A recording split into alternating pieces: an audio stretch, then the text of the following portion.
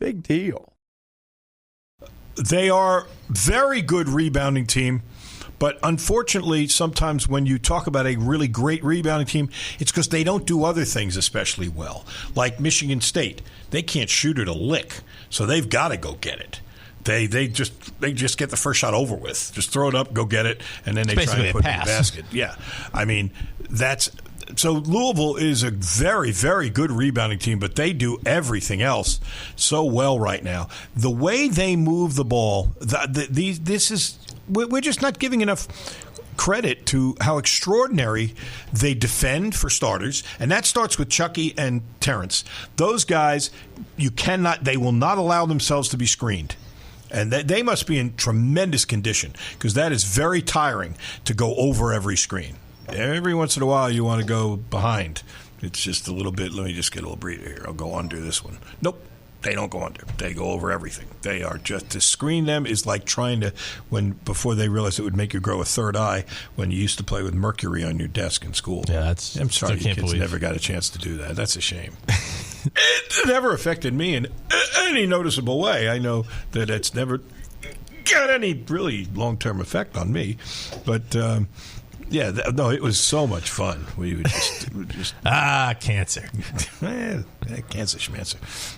So, but that's like trying to screen them. It's like trying to corral that mercury. Well, that's hard if you don't know what I'm talking about because you never had a chance to do it. But mercury, it just runs all over the desk. It is fun. It's a shame they haven't been able to find something that acts like mercury that won't make you grow that third eye in the middle of your head. So that's what screening them is like. You can't get a good screen on them, and it disrupts your offense. And then Chucky, more than Terrence, but Terrence is good at it too. Chucky has stretches where he can guard everybody on the floor. You never know where he's coming from. Most guys don't get steals on the primary guy they're defending. The steals come from when they're coming from off of their primary source of defensive responsibility. They anticipate a pass, or they read a play, they know it's coming, and they get there first. And Chucky's terrific, and then he's relentless. I mean, he just keeps chasing. He's like when Cyclone gets his little toy, and he won't let it go. He just keeps chasing and chasing and chasing until he knocks the ball loose, and then they get a turnover. So they're great at that, and their passing is, and maybe that's why I'm so in love with this team, because I love passing. I love teams that pass the ball. It's the difference between an individual game and a team game, and they all love to pass the ball. I mean, these numbers are ridiculous. The game at SMU, they scored their first 18 baskets and had 18 assists. I've been involved in 1,000 basketball games. I've never seen anything close to that. 18 baskets, 18 assists. Then Terrence selfishly got a layup on a steal by himself and didn't get an assist. Should have thrown somebody, got it back. But, I mean, that's unbelievable. They did the same thing this last game. Their assist percentage is off the charts. And that's a byproduct of something else. Watch them move without the ball. They cut so hard. Nobody drifts. They run everywhere. They run from defense to offense. They make cuts. They sprint. It's like a pass receiver who everybody says he runs really good and precise routes. That's what they do. When they make their cuts, they're sharp cuts and hard. And it's terrific. It's terrific. But so your question was about rebounding, and yes, they rebound everything. They are really good rebounders. I don't think they're great rebounders. They're just very good, but in the context of everything else they do, it makes them extraordinary. Because if you are moving, and you're moving the ball, and you're moving the defense, they're not always in good rebounding position because they're so busy chasing you around.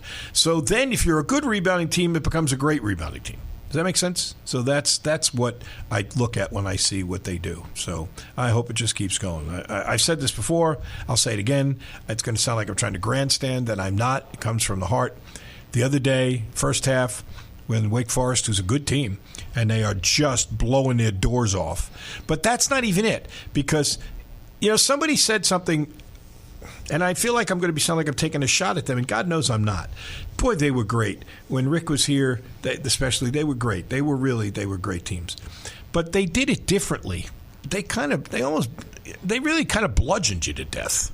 They really kind of did. I mean, he would do that double team, and they would come out and they would just body you up, and the guys would have their hands up, but they would be beating the snot out of you with their chest, and they would just, and there's nothing wrong with that. I'm not belittling it. I'm saying it was and they wore you down by design. He would say that.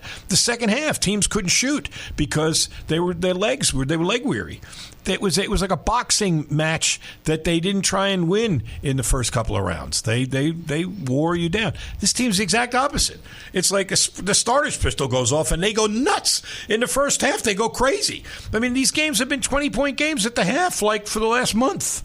And so it's a little different. And the byproduct of that is, or it's a byproduct, rather, of all the things I talked about. Their love of passing the ball, and they run, and they share the ball, and they encourage each other, and they're delightful to watch. And so I said, when that first half, when they had it really rolling, and Chucky, I don't think he was in the game. I think he was doing it from the bench. He was standing up in front of the bench and throwing his hands up, like that. Come on, let's go. And the crowd was already going bizarre. I'm always intrigued when guys do that. I don't know how much louder they could have gotten. They were going nuts. But I was expecting that Wake was going to call timeout because the place was just going nuts. Oh, good, I need to see him too. And had they called timeout, I was going to stand up at the press table and clap, which is an absolute, total, unequivocal no-no. And I would have been like, I don't care, bring it on. I love basketball, and this is brilliant. There are some things that we clap for at the press tables. Very often it's like somebody they're recognizing, something. This would have been worth it. I just stood up and just started clapping my ever-loving broadcasting ass off.